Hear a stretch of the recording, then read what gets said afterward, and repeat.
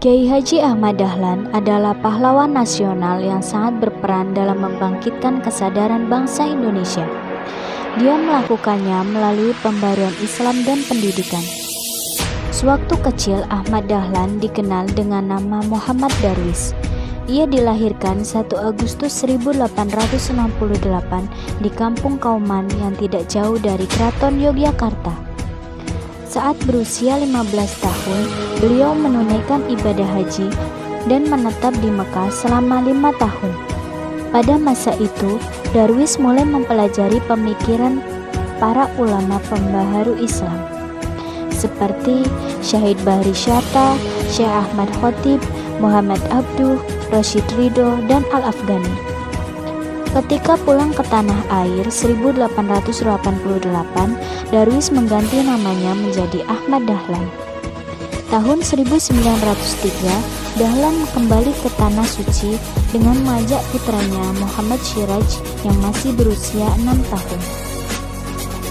Sekembalinya ke Yogya, tahun 1906, Dahlan mulai menerapkan ide-ide pembaruannya. Dahlan memilih menyebarluaskan gagasannya melalui pendidikan.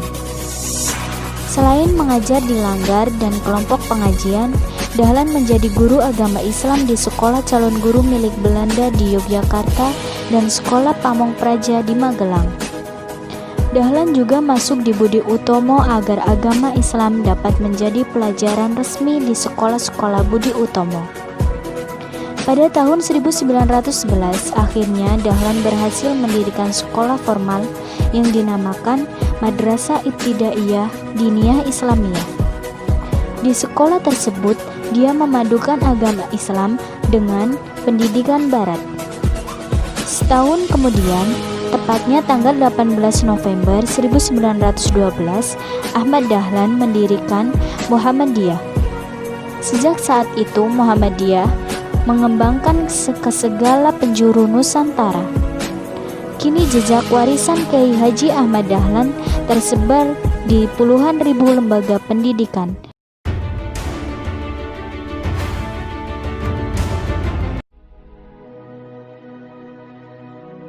Kiai Hashim Asy'ari adalah sosok ulama pejuang di balik revolusi jihad pada Perang Kemerdekaan. Karena revolusi ini, para pejuang rela mengorbankan jiwa dan raga mereka melawan penjajah. Hashim Asy'ari lahir pada 14 Februari 1871 di Jombang, Jawa Timur. Ia terlahir dari keluarga dengan tradisi pesantren yang sangat kuat. Sejak kecil, Hashim sudah menguasai berbagai kitab isyamulasi. Kecintaannya terhadap ilmu pengetahuan Islam mendorong dirinya belajar ke Mekah. Selama 7 tahun, ia menimba ilmu di Mekah ke beberapa ulama besar, seperti Nawawi Al-Batani dan Ahmad Khotib Amin Kabau. Sebagai wujud pengabdiannya, sepulangnya ke tanah air, ia mendirikan pesantren Tebu Ireng di Jombang, Jawa Timur bersama beberapa ulama pada tanggal 31 Januari 1926. Ia juga mendirikan Nahdlatul Ulama yang merupakan organisasi sosial keagamaan. Pasca proklamasi kemerdekaan, Indonesia belum sepenuhnya terlepas dari cengkraman penjajah. Pihak Belanda dan Tentara Serikat berambisi untuk kembali menguasai Indonesia. Pertempuran mempertahankan kemerdekaan terjadi di beberapa daerah. Kedahsyatan pertempuran pada 10 November 1945 di Surabaya, di mana rakyat dan tentara berjuang sangat gigih dan gagah berani, tidak terlepas dari peran penting Hashim Asy'ari dan tokoh ulama lainnya. Di tengah mencengkamnya suasana, pada tanggal 21 sampai 22 Oktober 1945, Hashim Asy'ari dan beberapa tokoh ulama mengadakan pertemuan para ulama se-Jawa dan Madura di Surabaya. Hasil dari pertemuan tersebut adalah dicetuskannya revolusi jihad. Revolusi ini mengakibatkan ulama Islam kala itu untuk berkorban membela kedaulatan Negara Kesatuan Republik Indonesia dari tangan penjajah yang kembali ingin menguasai Indonesia. Revolusi Jihad berhasil menjadi suntikan semangat bagi para pejuang. Dengan semangat membara, akhirnya para pejuang mengunci pasukan Inggris saat pertempuran di Surabaya.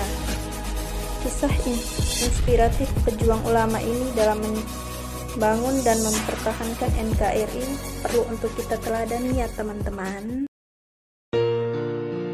R.A. Kartini, salah satu pahlawan perempuan Indonesia. Raden Ajeng Kartini. Raden Ajeng Kartini adalah pejuang emansipasi wanita serta pelopor kebangkitan perempuan pribumi pada saat masa penjajahan Belanda. Raden Ajeng Kartini lahir di Jepara 21 April 1879. Kartini berahi atau keturunan bangsawan. Kartini merupakan sosok wanita yang sangat antusias dengan pendidikan dan ilmu pengetahuan. Tapi sang orang tuanya mengharuskan Kartini menimba ilmu hanya sampai sekolah dasar. Ia dipingit sambil menunggu waktu untuk dinikahkan. Membaca menjadi kegemaran Kartini. Tiada hari tanpa membaca. Buku kabar dibacanya. Buku yang ia baca, Kartini tertarik pada kemajuan cara berpikir wanita Eropa, dan timbullah keinginannya untuk memajukan wanita Indonesia. Singkat cerita, akan ada kedua orang tuanya dengan Raden Adipati Djoko. Raden Adipati Djoko mengerti dan ikut mendukung Kartini untuk mendirikan sekolah wanita. Berkat kegigihannya berhasil mendirikan sekolah wanita Surabaya, Yogyakarta, Malang, Madiun, Cirebon, dan daerah lain. Nama sekolah tersebut adalah Sekolah Kartini. Pada tanggal 17 September 1904, dalam usianya yang tua, setelah ia melahirkan pertamanya. Setelah Mr. Abedana dan membukukan surat-surat yang pernah dikirimkan Raden Ajeng Kartini kepada teman-temannya di Eropa berjudul Door Western Stuttgart, yang artinya habis gelap terbitlah terang. Presiden Soekarno sendiri kala itu mengeluarkan instruksi berupa keputusan Presiden Republik Indonesia nomor 108 tahun 1964 pada tanggal 2 Mei 1964 yang berisi penetapan sebagai pahlawan kemerdekaan nasional. Soekarno hari lahir Kartini yaitu pada tanggal 21 April diperingati sebagai Hari Kartini sampai sekarang ini.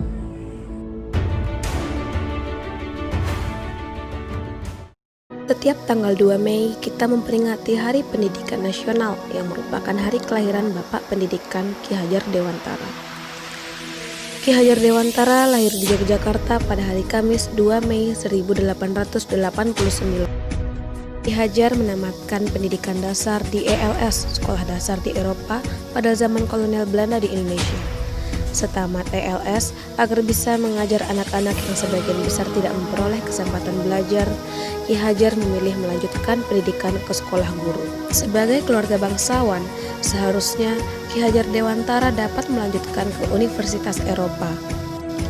Namun karena teringat akan pentingnya sekolah bagi rakyat Indonesia, beliau memilih sekolah kedokteran di Jakarta, Stovia. Ki Hajar memilih Stovia karena mendapat beasiswa, selain berharap kelak dapat menolong rakyat yang membutuhkan pengobatan. Sambil kuliah, Ki Hajar Dewantara menjadi anggota Budi Utomo. Ia mendapat tugas di bagian propaganda. Sayangnya, Ki Hajar hanya sempat kuliah hingga tingkat 3 di Stovia. Dari 9 tahun yang harus dijalaninya lantaran sakit selama 3 bulan. Ia dikeluarkan dari Stovia dengan sertifikat istimewa. Karena kemampuannya berbahasa Belanda, Ki Hajar kemudian bekerja menjadi wartawan di beberapa surat kabar seperti di Sedi Tomo, Made in Java, The Express, Utusan Hindia, dan Kaum Muda. Ia dikenal karena berani menentang kebijakan pendidikan pemerintah Hindia Belanda. Pada masa itu, yang hanya memperbolehkan anak-anak kelahiran Belanda atau kaum pria yang bisa mengenyam bangku pendidikan.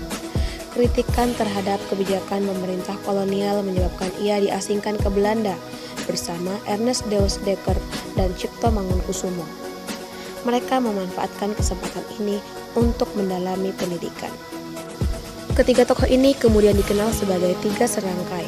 Setelah kembali ke Indonesia, ia kemudian mendirikan sebuah lembaga pendidikan, yaitu Perguruan Nasional Taman Siswa pada 3 Juli 1922. Dalam diskusi kemampuan Suwardi Suryaningrat dalam ilmu keguruan dan pendidikan amat menonjol. Ia membuat anggota Raden Mas Sutatno mengubah panggilan tidak lagi Dimas Suwardi, tapi Ki Hajar. Sebutan ini diikuti oleh anggota lain hingga 6 tahun setelah Taman Siswa berdiri. 3 Februari 1928, Suwardi secara resmi berganti nama menjadi Ki Hajar Dewantara. Ki Hajar Dewantara memiliki semboyan yang selalu ia terapkan dalam sistem pendidikan. Dalam bahasa Jawa, semboyan itu berbunyi Ing Ngarso Sung Tulodo, Ing Madyo Mangunkarso Tuturi Handayani. Arti Ing Ngarso Sung Tulodo, di depan, seorang pendidik harus memberi teladan atau contoh tindakan yang baik. Ing Madyo Mangunkarso, di tengah atau di antara murid, guru harus menciptakan prakarsa atau ide. Adapun Tuturi Handayani, dari belakang, seorang guru harus bisa memberikan dorongan dan arahan. Hingga kini, semboyan penggemar wayang itu terus digunakan dalam dunia pendidikan Indonesia.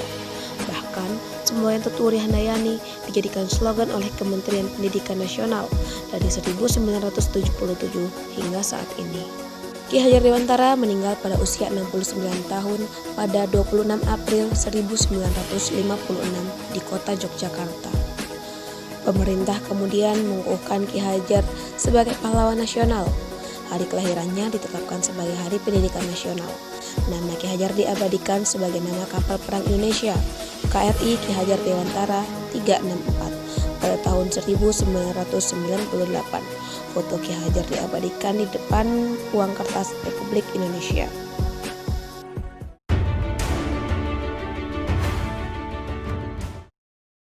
Dr. Muhammad Syafi'i lahir di Ketapang, Kalimantan Barat 21 Januari 1896. Kemudian meninggal pada tanggal 11 November 1996 pada umur 70 tahun. Ia adalah seorang tokoh pendidikan Indonesia. Ia merupakan pendiri IFS Kayu Tanam, yaitu sebuah lembaga pendidikan menengah swasta yang bercorak khusus di kayu tanam pada Pariaman, yang banyak melahirkan tokoh masyarakat di kemudian hari. Sepanjang 15 Maret 1946 hingga 2 Oktober 1946, ia menjabat sebagai Menteri Pengacara Indonesia pada Kabinet Syahrir II, menggantikan Todung Sultan Hamengkubuwono. Muhammad Syafi'i merupakan tokoh masyarakat di Sumatera Barat. Meskipun ia berdarah Jawa asal Kediri, ia diangkat anak dan sangat disayang oleh Ibrahim Marasuta, yaitu seorang tokoh pendidik pada awal abad ke-20. Ketika Ibrahim bertugas sebagai pendidik di Pontianak, Kalimantan Barat, ia kemudian disekolahkan ke Public School atau sekolah raja di Fort de Kock atau Bukit Tinggi sepanjang tahun 1908 hingga 1914. Lalu pada tahun 1922 ia melanjutkan pendidikan ke Belanda dan kembali ke tanah air pada tahun 1920.